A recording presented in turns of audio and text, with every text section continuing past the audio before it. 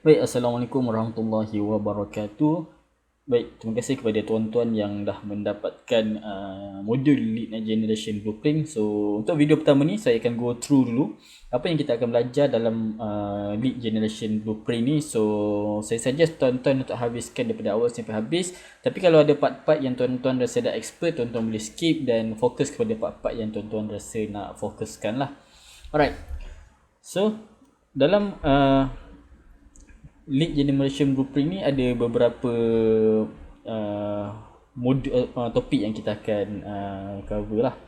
Right. So Lead Generation Blueprint. So kita akan mula. Right. So topik yang pertama, saya akan ceritakan dulu tentang pengenalan leads tu apa lah. So bila kita sembang leads,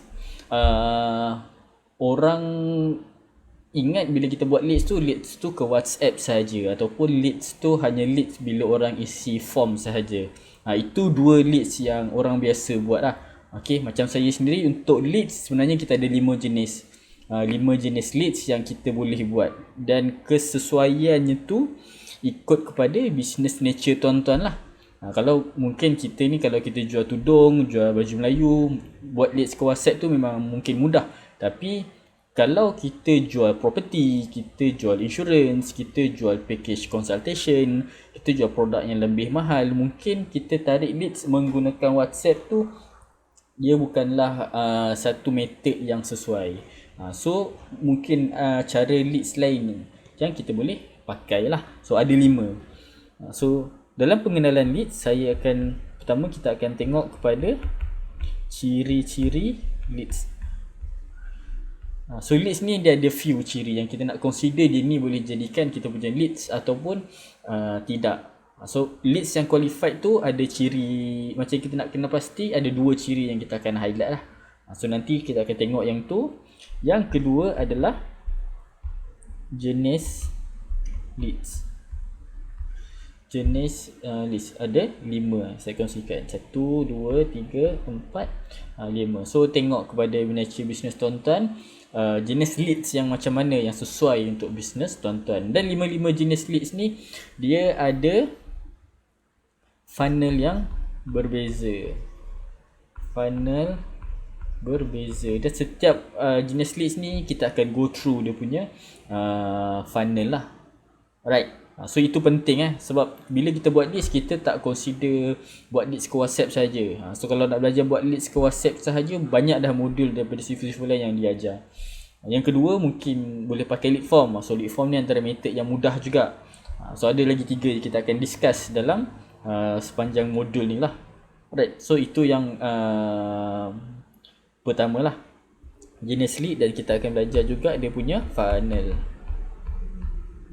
Funnel leads ni tadi lah. Okay. So ada 5 funnel yang kita akan belajar dan tuan-tuan boleh set up lah. So yang kedua, kita akan buat sedikit costing. Simple costing lah. Sebab kita kena buat costing, sebab tujuan kita buat campaign marketing, apa-apa campaign marketing ni tujuan dia untuk mendapatkan profit lah. Sebab apa kita buat costing? Sebab kita untuk tahu sasaran profit. So dalam lead generation marketing, bila kita cerita pasal profit, kita kena tahu banyak benda. So antara benda yang kita nak kena tahu adalah berapa sale yang kita nak kena achieve. So bila kita dah tahu berapa sale yang kita nak kena achieve, kita kena tahu pula untuk dapatkan sale tu berapa jumlah pelanggan.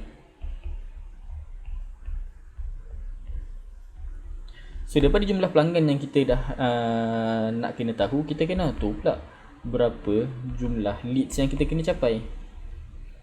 Leads kena capai. So daripada sini kita kena tahu pula berapa kos per lead yang kena jaga. Sebab ada produk yang okey, selesa kos pelik RM5.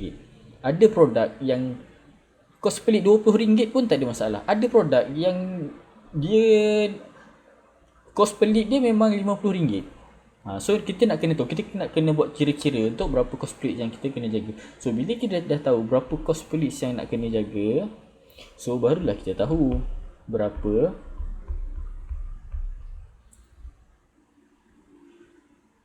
jumlah nak kena spend. So tak adalah soalan tuan berapa bajet iklan yang saya nak kena keluarkan. So kita dah tahu, contohnya sebulan kita nak capai 100,000. Kalau kita nak capai 100,000 ni, kita kena ada 1,000 pelanggan. Untuk kita capai 1,000 pelanggan ni, kita kena dapatkan contohnya 3,000 leads.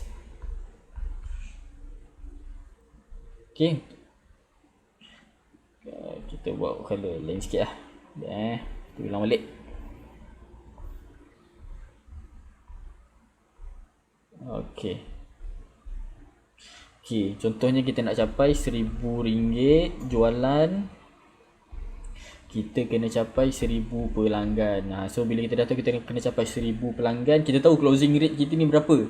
Contohlah untuk dapat 1,000 pelanggan, kita kena dapatkan 3,000 lead sebulan. Right, so untuk dapat 3,000 lead sebulan ni, kita kena jaga kita punya cost per lead, contohnya RM RM7. So team marketing akan struggle untuk kau kena dapatkan 3,000 lead sebulan dengan bajet RM7. So cost per lead ni dah ada 3 yang kita kena jaga. Satu, bila leads ni berada dalam keadaan profit. Yang kedua, manageable. Manageable ni dia dah start nak rugi tapi dia belum rugi lagi. Kita still boleh manage lagi. Mungkin kita boleh tingkatkan closing rate. Okay, dia belum loss lagi. Satu lagi, bila berada dalam keadaan loss. So kita kena tahu berapa yang profitable, berapa yang manageable, berapa yang loss. Contohnya kita kena jaga profit yang profitable mungkin RM7. Tapi bila leads dah naik sampai RM10, kita boleh manage lagi. Mungkin biasanya macam tengah-tengah bulan dia dah naik, dia dah spike sikit, kita kena jaga-jaga. Tapi kalau bila cost lead dah sampai ke RM13, waktu kita nak kena off iklan. Tu contohnya lah. Sebab tu kita kena buat kira-kira. So bila kita dah tahu berapa kita kena ni, kita tahu kita kena achieve RM7.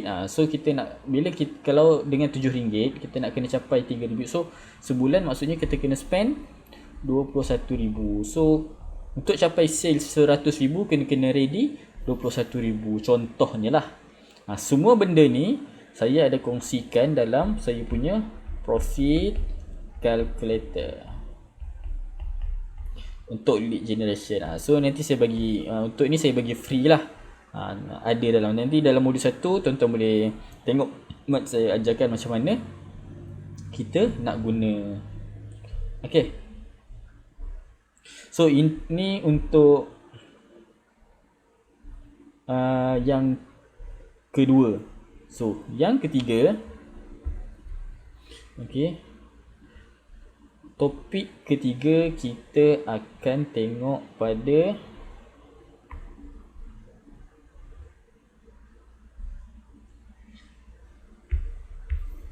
so bila kita main lead generation, of course lah kita ada sales team. So dekat sini kita akan ada sales script. So sales script ni penting lah. Okay, sebab sales script ni yang akan menentukan conversion. So dalam sales script ni, apa yang saya ajarkan, benda pertama saya ada kongsikan flow jualan. Okay, saya ada kongsikan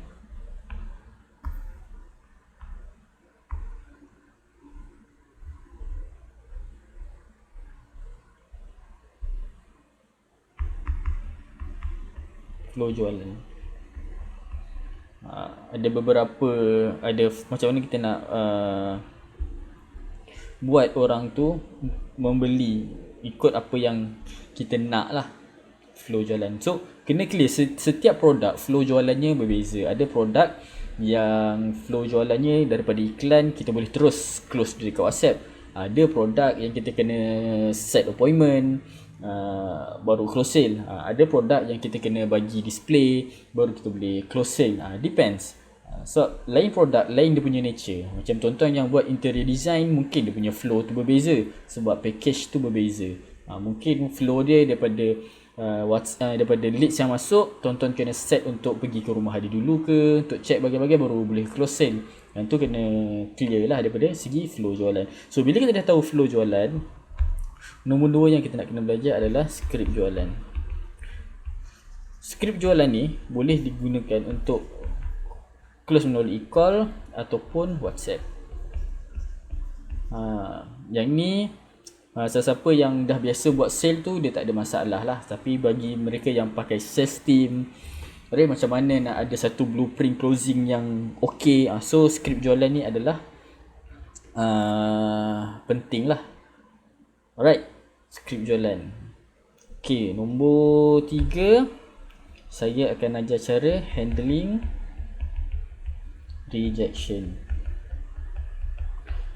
Okay, nombor 4, saya akan ajar untuk macam mana bila kita dah terima rejection, kita akan hantar rejection ni kepada team marketing untuk buat analisis. Marketing dia akan buat analisis. So bila dia dah buat analisis, kita akan masuk ke 4, kita akan retarget rejection. So ni yang saya akan ajar untuk skrip jualan lah. Right, so ni yang ke-3. So topik terakhir adalah antara topik yang panjang. Keempat, technical. So technical ni saya akan ajar apa? Okay, untuk technical saya akan ajar setup FB Ads. Ada 3 objektif yang saya akan ajar. Okay, yang kedua, kita nak set up landing page. Dalam kita set up landing page ni, saya akan ajar flow dia dan saya akan bagi contoh. Dan satu lagi, saya akan sharekan platform apa yang tuan-tuan boleh pakai. Set up landing page. Lepas tu kita nak cara analisa iklan. Cara analisa iklan. Last sekali, ini yang mahal saya nak ajar. Ini saya nak ajar yang saya tak kongsi, teknik 30 hari FB Ads. So ini cara macam mana kita nak kejar audience kita tu sampai dia membuat pembelian dengan kita. So teknik 30 hari ni, okay, kita ambil contoh macam ni lah. Okay, hari pertama dia nampak iklan. Okay, ni iklan satu lah. Okay, Ali dia nampak iklan. So lepas tu dia contact kita. Dia contact tapi dia tak beli. So bila dia tak beli, ada banyak cara kita boleh buat. Pertama, kita follow up. Follow up ni biasalah direct daripada sales team. Yang kedua yang saya nak ajar, follow up tapi menggunakan Facebook Ads. So ini adalah yang saya nak ajar dalam yang tuan-tuan boleh pakailah. So dalam teknik 30 hari ni, antara benda yang saya nak ajar adalah teknik retargeting. Macam mana nak susun cara retargeting 30 hari dan macam mana pemilihan custom audience. So ini yang saya akan, so basically ini yang saya akan ajar lah. Untuk teknikal ni dia panjang sikit. Alright, so ini yang saya akan ajar dalam lead generation blueprint. Okay, so kita akan jumpa pada video seterusnya.